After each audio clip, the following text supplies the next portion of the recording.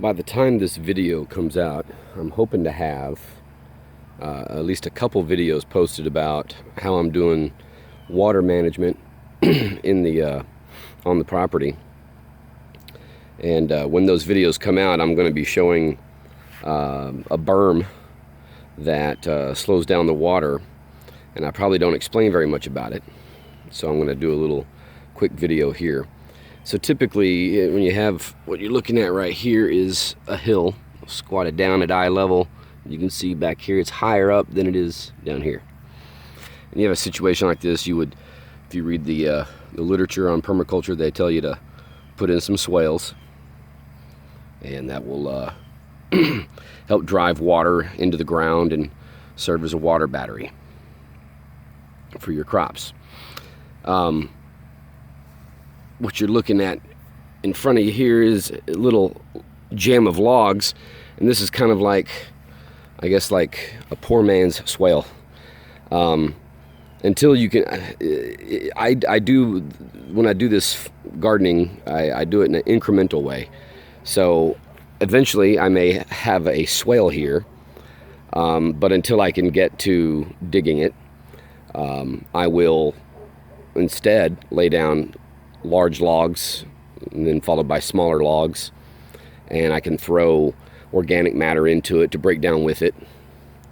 And as those logs sit there and break down, they do kind of merge into the soil, and when water flows down this hill, this direction, coming down the hill, it will be slowed by the log jam, serving a very similar purpose to what swales are supposed to do. Does it work as efficiently? Probably not, but it's better than having absolutely nothing there slowing down the water. If you look in front, you can see fall. This is a fall that I'm shooting. You can see the suckers coming off of the Chickasaw plums. You know, I'll do a video soon about how you can monetize this kind of stuff, but what you saw there is one way. So back on track, poor man's swales.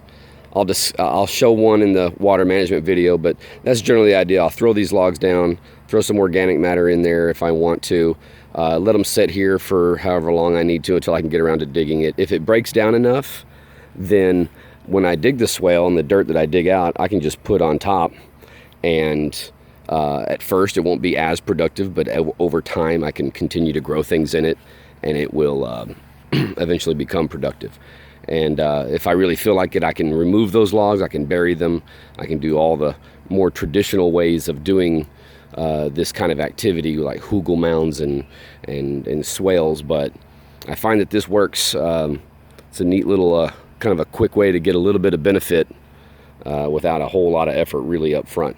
So poor man's swales, just like a concept video. You'll hear me use that term maybe, and may not immediately know what I mean when I say that. So, and you'll see it when I do my video. I'm going to do a few videos on how I plan on managing the water flow on the property, so you may hear that.